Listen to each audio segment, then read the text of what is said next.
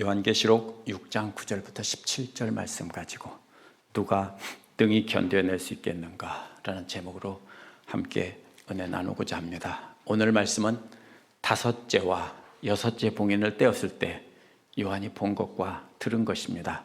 그렇기 때문에 앞에서 나온 처음 네 봉인을 떼었을 때 나온 그림들과 연결해서 이해를 해야 합니다.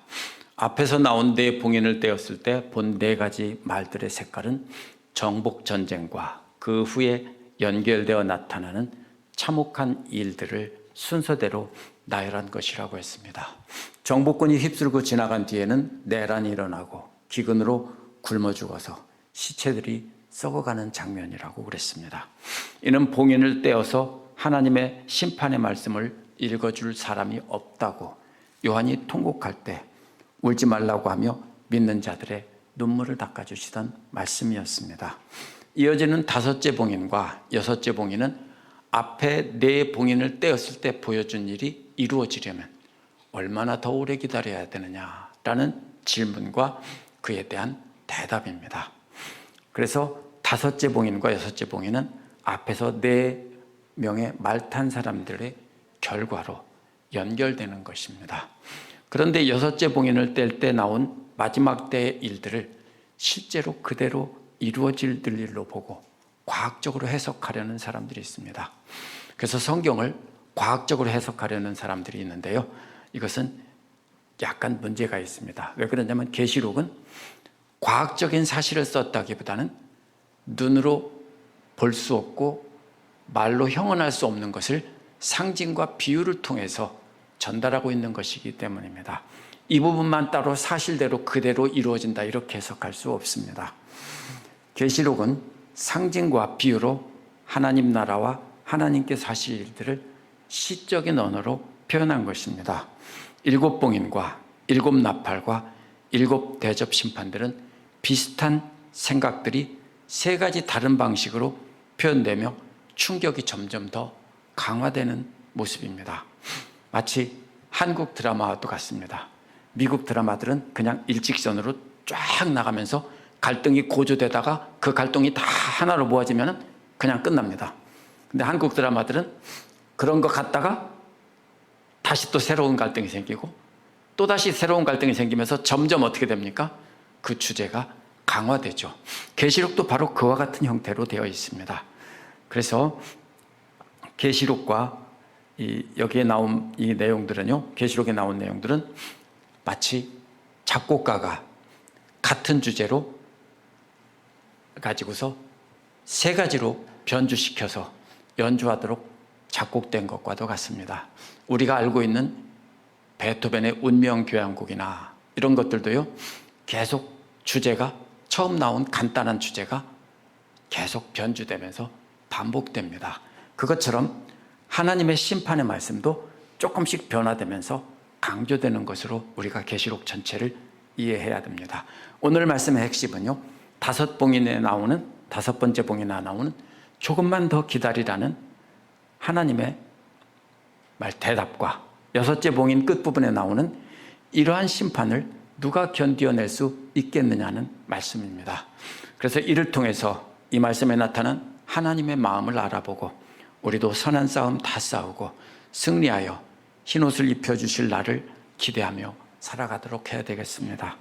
다섯 번째 봉인은 9절에서 11절에 나옵니다. 요한이 다섯째 봉인을 뗄 때 보았다라고 했습니다. 무엇을 보았냐면 하나님 말씀 때문에 또 그들의 증언 때문에 죽임당한 영혼들이 제단 아래에 있는 것을 보았다고 했습니다. 제단이란 번제단인데요, 이것은 레위기 4장 7절에 황소의 피를 제단 아래 쏟는 장면과 연결해서 이해해야 됩니다. 죽임을 당한 순교자들의 영혼이 하나님 나라의 제단 아래에 마치 이 땅의 제단에서 황소의 피를 쏟듯 그렇게 쏟아져 있다라는 뜻입니다. 그래서 똑같은 비슷한 내용으로 바울도 디모데 후서와 빌립보서에서 자신이 곧 죽을 것이다라는 것을 뭐라고 합니까? 재물 위에 붙는 관제로 묘사를 했습니다. 그래서 두 가지 때문에 그들은 죽임을 당한다고 했는데요, 하나는 하나님의 말씀 때문이고 다른 하나는 저희가 갖고 있던 증언 때문이라고 했습니다. 새 번역은 저희가 말한 증언 때문이라고 했지만 원어는 받아서 간직하고 있는 증언 때문이라는 뜻입니다. 그래서 저희가 말하는 증언이 아니고 받아서 간직하고 있는 증언입니다. 그렇기 때문에 이것은 저희가 예수 그리스도에 대해서 증언한 것 때문에 죽임당했다는 뜻이 아닙니다. 그렇게 생각하기 쉽죠? 예수께서 증언해 주신 말씀을 받아서 간직하고 있었기 때문에 죽임을 당했다는 뜻입니다. 그래서 예수 그리스도의 증언을 받아서 간직하고 증언하고 살고 있었다는 말은요, 마음에 담아 기억하고 그 말씀대로 살아가며 그 말씀을 전파했다는 뜻입니다. 그래서 하나님의 말씀과 그들이 받아서 간직하고 있는 증언이란 요한복음 1장 2절과 9절에서도 나옵니다. 하나님 말씀과 예수 그리스도의 증언입니다. 또 12장 17절에서는 하나님의 계명과 예수의 증언이라는 말과도 같은 말입니다. 하나님의 말씀은 본래 모세오경, 창세기부터 신명기까지 5권의 책을 본래 가리키는 말입니다. 그래서 12장 17절에서는 하나님의 계명이라고 바꿔서 말한 겁니다. 그런데 예수께서 오셔서 하나님 말씀의 참된 뜻을 가르쳐 주신 것이기 때문에 그래서 예수님의 가르침은 곧 예수님의 증언입니다. 그 두 가지는 같은 것입니다. 하나님의 말씀이 창세기부터 신명기의 계명이라면 예수님의 증언이란 산상수훈에 나온 것과 같이 그 뜻의 참뜻을 설명해 주신 것입니다. 그래서 이 두 가지를 이들이 간직하고 있었습니다. 이 두 가지는 독립적인 것이 아니라 하나님의 말씀이고 곧 예수 그리스도에 의해서 증언된 말씀이라는 뜻입니다. 그래서 예수 그리스도께서 보고 들은 것을 증언한 것이고 어디서 보고 들었습니까? 하나님으로부터 보고 들은 것입니다. 또 예수에 의해서 증언된 참된 증언이라는 의미입니다. 그래서 죽임당해서 하늘에 있는 제단 아래 뿌려진 사람들은 예수님에 대해서 증거하다가 죽은 것이 아니라 예수께서 가르쳐 주신 하나님의 말씀의 참뜻을 간직하고 그것을 지키고 전파하다가 죽임을 당한 것입니다. 그래서 간직하고 있다가 죽임을 당했다고 한 것입니다. 그들이 큰 소리로 외쳤다고 했습니다. 언제까지입니까? 라는 말이 원어에서 먼저 나옵니다. 언제까지입니까? 무슨 말입니까? 10절 끝부분과 연결해 봐야 됩니다. 얼마나 오래 기다려야 자신들이 흘린 피를 갚아주실 것입니까? 이런 뜻입니다. 이는 자신들의 원한을 보복해달라는 말로 이해하기 쉽습니다. 하지만 이것은 개인적인 보복이 아니라 하나님의 명성 때문입니다. 히브리인들의 재판은 원고가 반드시 재판정에서 소송을 제기해야 재판이 이루어집니다. 그래서 하나님의 정의를 이루기 위해서는 이 순교자들이 반드시 원고가 되어서 하나님을 대적하고 자신들을 죽인 자들을 기소를 해야 재판이 이루어지는 것입니다. 그래야 하나님의 공의로운 재판이 이루어진다는 뜻입니다. 그래서 이들은 하나님 앞에서 언제까지 우리가 참고 기다려야 됩니까? 언제 원수 갚아주실 겁니까? 언제 하나님의 정의가 이루어질까요? 이런 뜻입니다. 이들은 거룩하시고 참되신 지배자라고 외쳤습니다. 예수 그리스도가 아닌 하나님을 뜻한다라고 말하기도 하지만 3장 7절을 근거로 보면 예수 그리스도입니다. 전후 문맥으로 볼 때도 하나님에 대한 호칭을 계시록에서는 예수 그리스도에게 사용하고 있는 것을 볼 수 있습니다. 본래 이런 호칭은 하나님에 대한 호칭이지만 이제 요한계시록에서는 예수님께 사용하고 있는 것입니다. 땅 위에 있는 자들이란 땅 위에 살고 있는 모든 사람이 아닙니다. 이것은 믿는 자들은 여기서 포함되지 않습니다. 그래서 이들은 하나님을 대적하는 사람들이라는 뜻입니다. 모두 쓸어버려야 될, 멸망해야 될 존재입니다. 땅 위에 있는 하나님을 대적하는 인간들이 바로 그리스도께서 심판하셔야 될 대상입니다. 그런데 그렇게 외치던 순교자들에게 11절을 보면 대답 대신에 각자에게 흰옷을 주셨습니다. 대답을 해 주셔야 되는데 언제 원수 갚아줄지 말씀하시지 않고 흰옷을 주시면서 자, 이거나 입어. 입 다물고 이런 뜻입니다. 무슨 뜻입니까? 흰옷이 정결함을 상징할 수도 있고 승리를 상징할 수도 있습니다. 그래서 어떤 사람들은 정결함과 승리와 또 제단과 흰옷은 제사장이 오시기 때문에 예배를 상징한다라고 광범위하게 말하기도 하고요. 어떤 사람들은 하나님의 정결함을 뜻하고 어떤 사람들은 제단과 함께 나오기 때문에 제사장의 역할을 또 의미한다고 하기도 합니다. 그러나 문맥으로 볼 때 색깔 자체가 그렇게 광범위하게 해석될 수가 없습니다. 문맥에 보면은요, 세상 사람들 보기에 이들은 실패자들이지만 그리스도께서 보시기에는 예수 그리스도처럼 십자가에서 죽음으로 승리하신 것처럼 진정한 승리자들이라는 뜻입니다. 그래서 흰옷은 승리의 상징입니다. 앞에서도 개선장군의 개선 행렬의 상징이라고 그랬죠. 예수께서 말없이 이들에게 흰옷을 주신 것은 너희들은 모두 나와 함께 진정한 승리자들이다. 더구나 원어에서 그들에게 이어서 하신 말씀은 이런 말씀입니다. 조금 시간이 지날 때까지 이제 쉬어라. 언제 쉬라고 합니까? 잠깐 쉬고 있으라는 말은 그동안 너희가 영적 싸움을 하느라고 수고를 많이 했다는 뜻입니다. 너희들이 싸워서 승리했으니까 이제는 잠깐 쉬라는 겁니다. 이제 흰옷을 입고 예수 그리스도의 개선 행렬에 참여해서 잠깐 쉬고 있으라는 겁니다. 조금 시간이 지날 때까지 잠깐 쉬라고 했는데 그때가 언제냐면요, 바로 이어서 그들과 마찬가지로 죽임당하기로 되어 있는 동료 종들과 그들의 형제들의 숫자가 다 채워질 때까지만 기다리라고 했습니다. 그렇다면 더 많은 순교자들의 피가 하늘 제단에 뿌려져야 한다는 뜻입니다. 근데 여기서 함께 종된 자들과 형제들이 누굴까라는 것입니다. 함께 종된 자들과 형제들은 똑같은 사람이라고 말하는 경우가 많습니다. 그러나 골로새서에서 함께 종된 자들은 바울이 자신과 함께 일하는 복음 전하는 자들을 말할 때 썼습니다. 또 계시록 19장 10절과 22장 9절에서도 나오는데 천사가 요한에게 엎드려 경배하자 절하지 말라.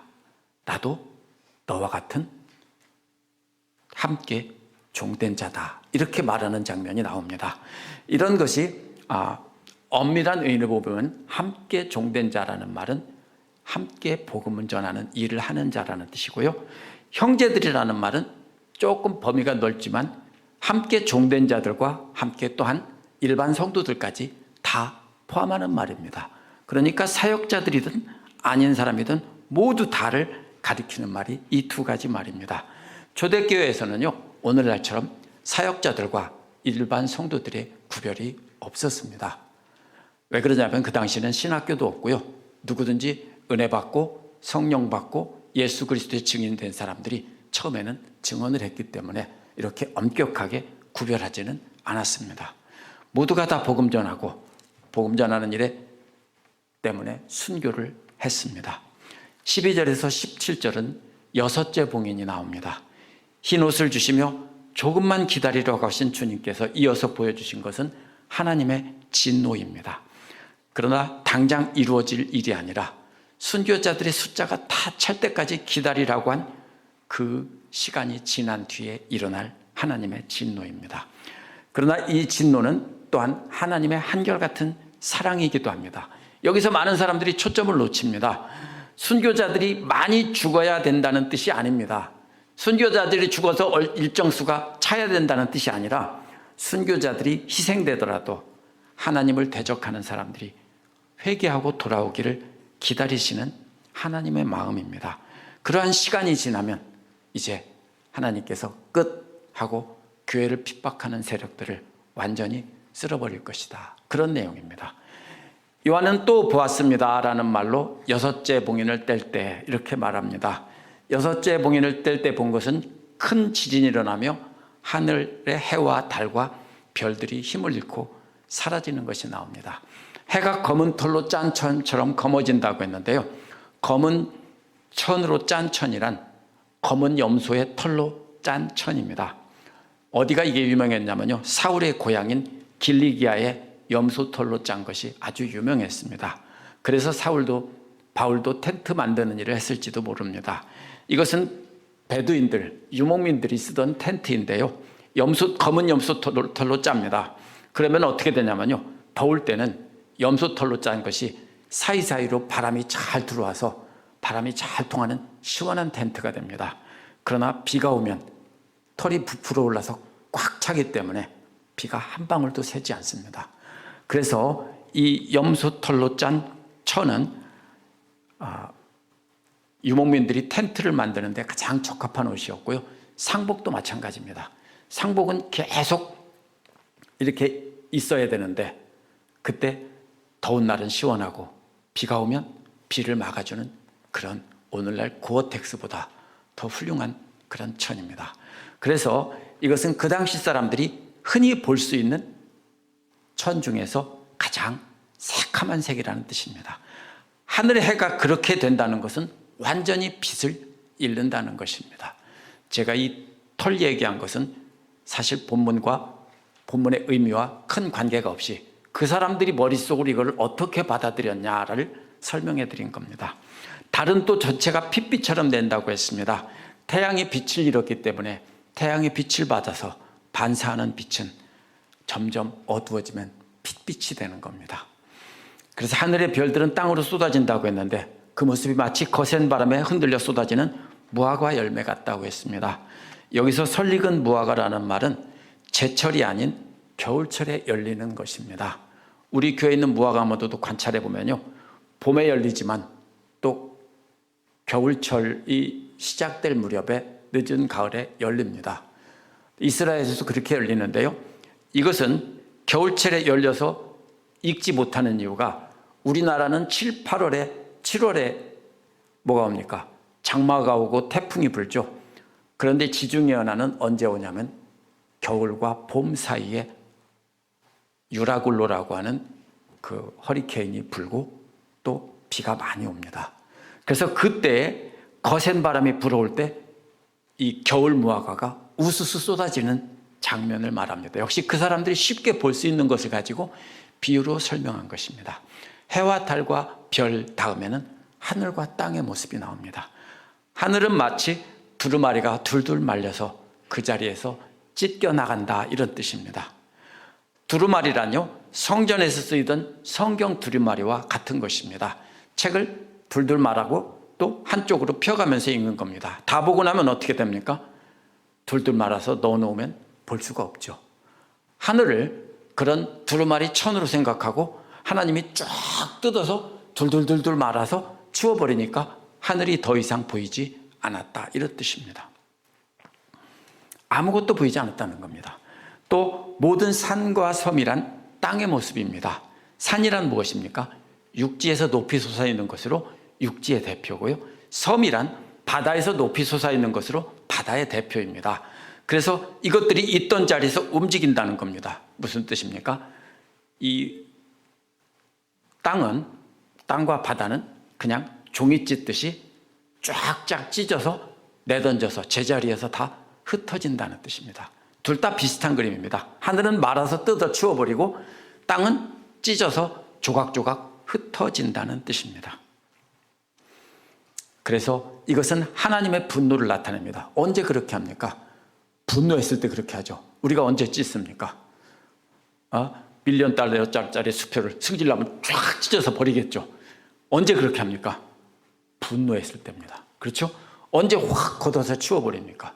분노했을 때입니다. 하나님의 분노를 나타내는 겁니다. 이사야 34장 4절에도 해와 달과 별들이 떨어져서 가루가 되고 하늘은 두루마리처럼 둘둘 말린다는 표현이 나옵니다.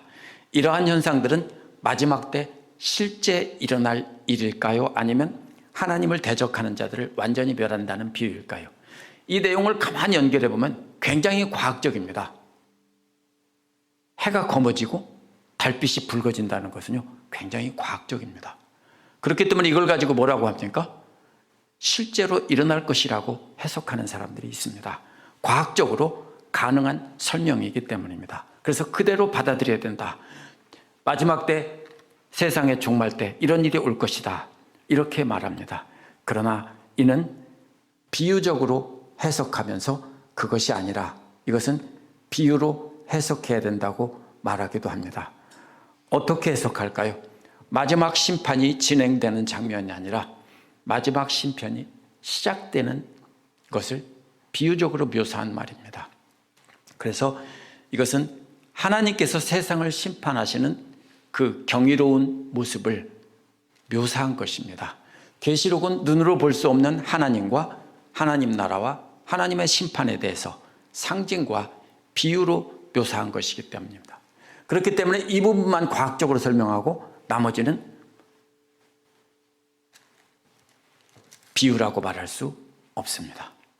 온 우주가 하나님의 진노의 심판 앞에 흔들리고 떨린다는 시적인 표현입니다. 그래서 이어지는 문맥에서도요, 그러한 심판을 두려워하는 사람들이 나옵니다. 초점은 천지만물이 사라지는 것에 있지 않습니다. 그걸 보고 제일 두려워하는 사람이 누구냐면 땅 위에 사는 사람들입니다. 그래서 하나님의 심판을 두려워 떠는 사람들이 등장합니다. 이 모든 표현들은 그들을 멸하신다는 사전 징조이기 때문입니다.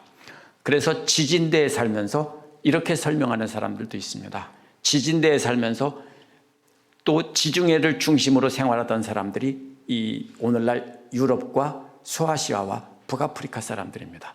우리는 오늘날 아프리카와 아시아와 유럽으로 나누지만 사실은 그 사람들은요, 지중해 연안을 중심으로 모두가 다 기원전 몇천 년 전부터 하나처럼 왔다 갔다 하고 살았습니다. 사하라 사막 북쪽 이후에부터 지중해 연안에 있는 모든 나라들, 오늘날 터키 지방까지.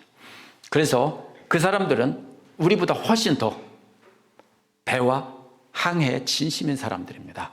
그래서 이 사람들은 이걸 가지고 어떻게 설명할 수 있냐면요, 이 해와 달과 별과 산들과 섬은 바다를 여행하는 나침반과 같은 기준이 되는 것이라고 설명하기도 합니다. 그래서 안전한 여행, 정확한 여행을 그런 것들을 통해서 해나갔는데 그것이 사라지면 완전히 무질서의 세상이 온다는 뜻이라고 해석할 수 있습니다. 지중해 연안 사람들은 바다를 중심으로 살아갔고 모든 그 당시의 세계 역사는 전부 바다를 통해 여행함으로 이루어졌기 때문에 본문을 이해하는데 매우 도움을 줄 수 있는 설명입니다. 그래서 15절에 보면요, 모든 계층의 사람들이 나옵니다. 땅의 왕이라는 말도요, 10절에서 나온 땅 위에 사는 자들과 마찬가지로 하나님을 대적하는 세상 나라의 왕이라는 말입니다.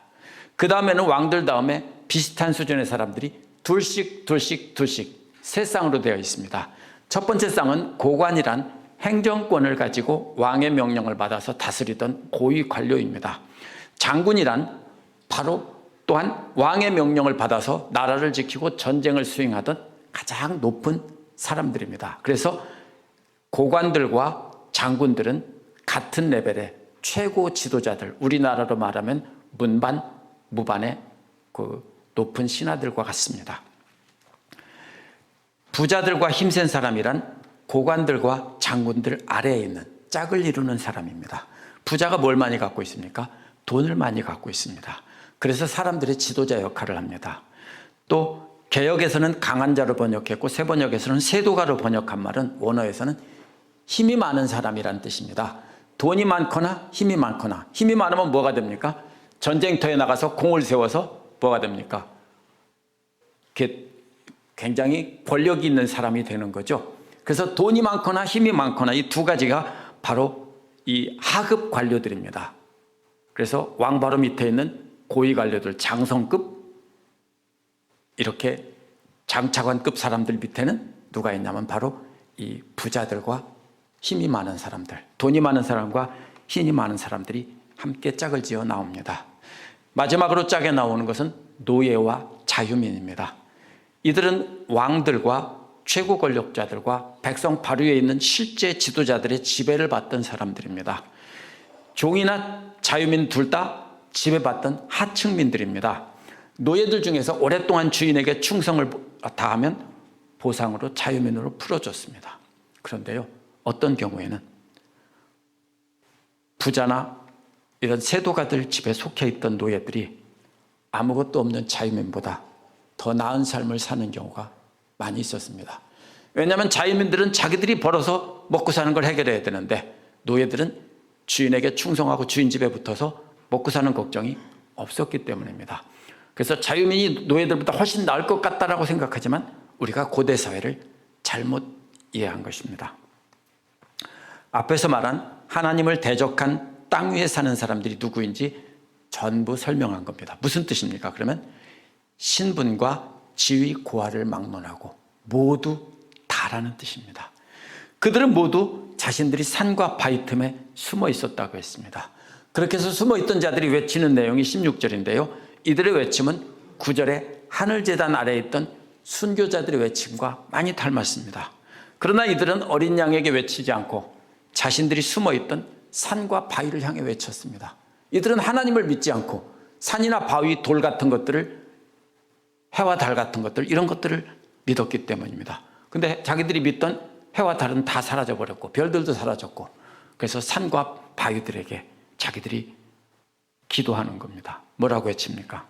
그 부탁은 언제 자기들의 소원을 들어줘서 하나님 정의를 이루어주겠느냐, 이게 아니고 제발 좀 우리 집 좀 덮쳐달라는 것입니다. 산과 바위들이 자신을 덮어서 숨겨달라는 겁니다. 차라리 바위에 깔려 죽고 산에 깔려 죽는 게 훨씬 낫겠다, 이런 뜻입니다. 아직 본격적인 심판이 시작되지도 않았습니다. 심판의 시작입니다. 요한계시록에서 세상의 종말은 계시록 19장 이후에 나옵니다. 그러므로 보좌에 앉으신 하나님의 얼굴과 어린 양의 진노로부터, 어린 양의 진노를 마주하는 것보다는 차라리 바위에 깔려 죽는 것이 100배는 낫다는 뜻입니다. 보좌에 계신 분과 어린 양을 진노를 나란히 놓은 것은 주목해야 됩니다. 이제 어린 양은 단순히 십자가에 달려서 죽으신 힘없는 존재가 아니라 하나님과 동등한 자리에서 심판하시는 심판주입니다.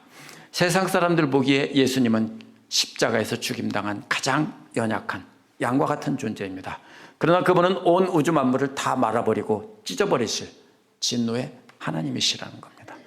그들은 그들의 진노의 큰 날이 이르렀다고 말하며 누가 이것을 버티겠느냐라는 말로 끝을 맺습니다. 무슨 뜻입니까? 아무도 버텨낼 사람이 없다라는 겁니다. 보좌에 앉으신 분과 어린 양의 진노의 날을 버텨낼 수 있는 사람은 아무도 없다. 그러니 차라리 산과 바위가 우리를 빨리 덮어서 우리를 죽여서 감춰달라.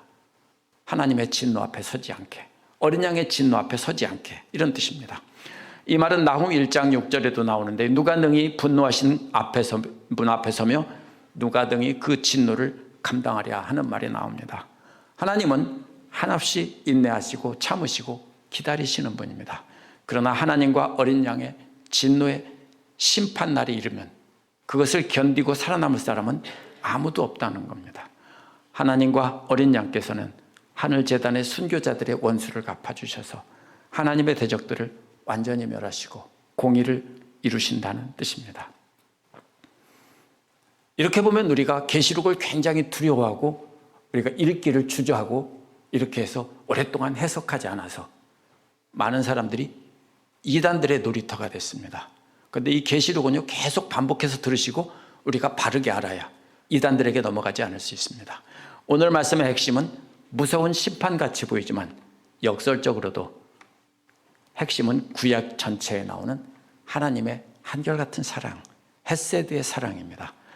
함께 종된 자들과 형제들의 숫자가 다 채워질 때까지 조금만 기다리라는 말씀은 순교자들을 더 많이 희생시키겠다는 뜻이 아닙니다. 이것은 하나님의 모래시계입니다.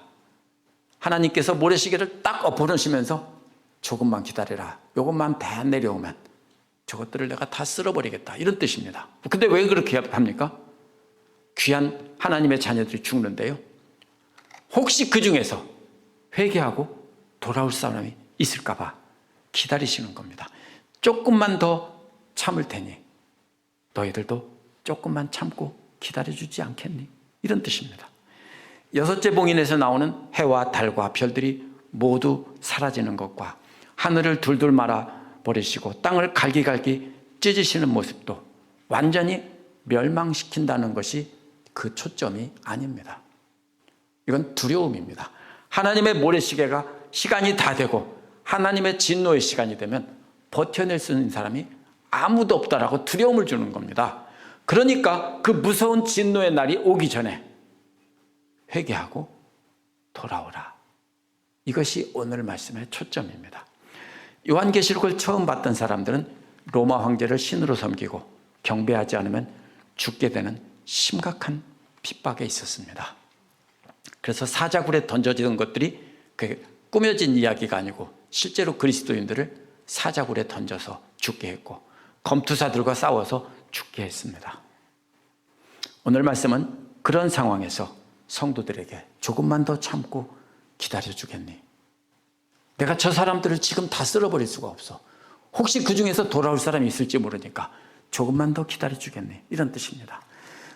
예수님께서도 마태복음 9장 13절에서 의인을 부르러 온 것이 아니요 죄인을 부르러 왔다고 했습니다. 그 당시에 바리새파 사람들은 뭡니까? 자기 같은 의인들만 구원하고 죄인들은 다 쓸어버리라고 쫓아내버렸습니다. 근데 예수님은 반대로 누구를 향했습니까? 죄인들이 훌륭하다는 뜻이 아닙니다. 죄인들을 불러서 그 중에서 회개할 자를 찾기 위해서 예수님은 죄인을 부르러 오셨다고 했습니다. 누가복음 15장 20절에서 거리가 먼데 아들을 보고 달려간 아버지와도 같은 마음입니다. 아버지는 날마다 집을 나간 아들을 문 밖에서 기다렸습니다. 그래서 멀리서 아들이 나타나자 버선발로 달려갔겠죠. 그래서 하나님께서는 이제 마지막으로 모래시계를 뒤집어 놓으시고 혹시 돌아올 자가 있을지 모르니 요만큼만 더 기다려주지 않겠냐, 이런 말입니다. 오늘날 우리는 계시록이 기록되던 처럼 핍박을 받고 죽임을 당하지 않습니다. 그런데 이것은요, 이소부화에 나오는 바람, 북풍이죠. 이소부화에는 노스윈드입니다. 북풍과 햇볕 전략으로 그 전략을 북풍 전략에서 햇볕 전략으로 바꾼 것뿐입니다. 우리는 여전히 핍박 중에 있습니다. 핍박의 형태가 바뀐 것뿐입니다. 그렇기 때문에 순교자가 채워지는 숫자는 우리가 선교지에서 반드시 죽어야만 채워지는 것이 아닙니다. 우리가 예수 그리스도의 복음을 전하기 위해서 이 땅에서 사는 것 자체가, 악한 마귀의 유혹을 견디며 사는 것 자체가 역시 순교이고, 희생하며 인내하며 사는 것 자체가 순교입니다. 어떻게 보면 순교하는 것보다 이런 악한 세상에서 믿음을 지키며 견디며 사는 것이 훨씬 더 힘들 수 있습니다. 왜냐하면 순교는 한 번 죽으면 끝인데 우리가 살아서 고통을 당하는 것은 그보다 훨씬 더 어려울 수 있기 때문입니다. 그렇기 때문에 우리는 예수 그리스도의 복음을 증거하면서 동시에 경고도 해야 됩니다. 때가 차면 하나님께서 모두 완전히 멸할 것이라 경고하면서 누가 능히 견뎌낼 수 있겠느냐라고 분명히 해야 됩니다. 마지막 때가 이르기 전에 특별히 우리가 사랑하는 사람들에게 간절히 기다리고 계시는 아버지 품으로 돌아오라. 아버지께서 그걸 원하셔서 지금 모래시계를 뒤집어 놓으셨다라고 해야 됩니다. 기도하겠습니다.